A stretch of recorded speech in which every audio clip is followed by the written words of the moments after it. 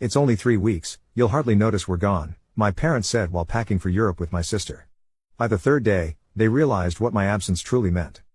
"You'll be fine on your own," my parents said casually, pulling their matching leather suitcases toward the front door. Their voices were so light, so effortless, that it didn't even register at first.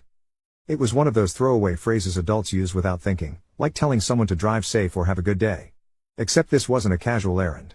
This was a 3-week trip to Europe, a vacation they'd been planning for months, taking my sister Lauren along, and leaving me behind. And they weren't talking to anyone else but me. It was barely 6 a.m. I still had sleep in my eyes, wearing the same navy hoodie from the night before, and I'd only come downstairs to help with their bags. My hair was uncombed, my face unwashed. I hadn't even brushed my teeth yet. I stood in the entryway, shifting my weight from one foot to the other. My mother was reciting her mental checklist, passports, tickets, currency, chargers, while my father double-checked the taxi reservation on his phone. Neither looked up. I thought maybe there'd be a real goodbye before they left. A hug? A thank you for helping? Some acknowledgement that I was being excluded from yet another family milestone? Instead, all I got was that casual dismissal. "You'll be fine on your own." Like I was some houseplant that just needed watering once a week.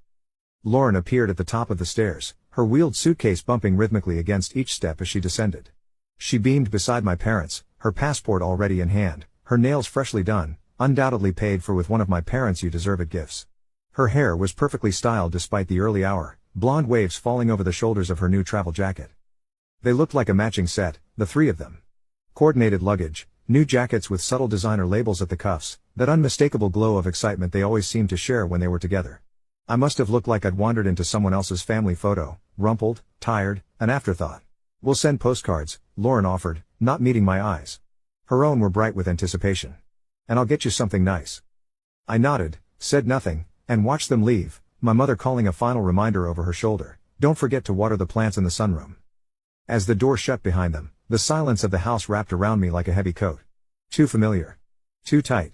I stood in the middle of the hallway for a long while, surrounded by the quiet that always followed their departures. That's the thing about being the quiet one in a family of noisemakers. People assume you don't mind the silence. But sometimes the silence is the wound itself. I walked to the kitchen window and watched the taxi pull away from the curb. Something about the way my parents had delivered the casual brush-off settled in my bones and stayed there, a cold weight that wouldn't budge. It wasn't new, this feeling of being an afterthought, but somehow, this time felt different. More final. All my life, I'd been the one who didn't ask for much. The one who handled things. I never complained. Never got into trouble. While Lauren, well, she got all the oxygen in every room she entered.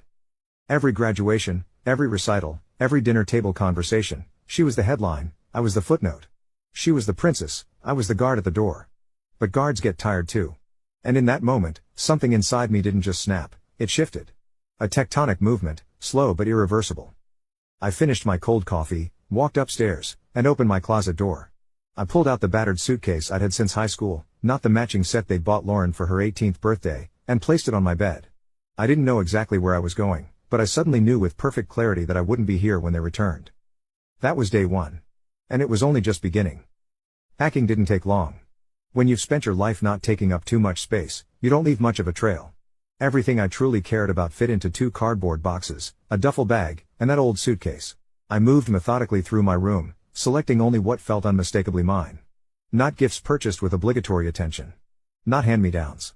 Just things I had chosen for myself, with my own money, reflecting my own taste. There wasn't much. The framed photograph of my grandfather and me fishing when I was 10. He was the only one who ever seemed to see me clearly. Books I'd bought with my own paychecks from the bookstore job I'd held through college.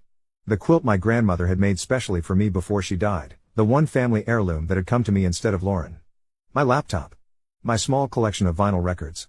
3 plants I had nursed from cuttings. I left behind the expensive watch my parents had given me for graduation, 3 months after they'd forgotten my actual ceremony. I left the designer clothes my mother occasionally bought me when guilt prompted momentary attention. I left the gaming system my father had purchased when he briefly thought we should bond over shared hobbies, only to lose interest 2 weeks later. I didn't write a note. Didn't leave an explanation. I didn't even call my boss to say I wouldn't be coming in on Monday.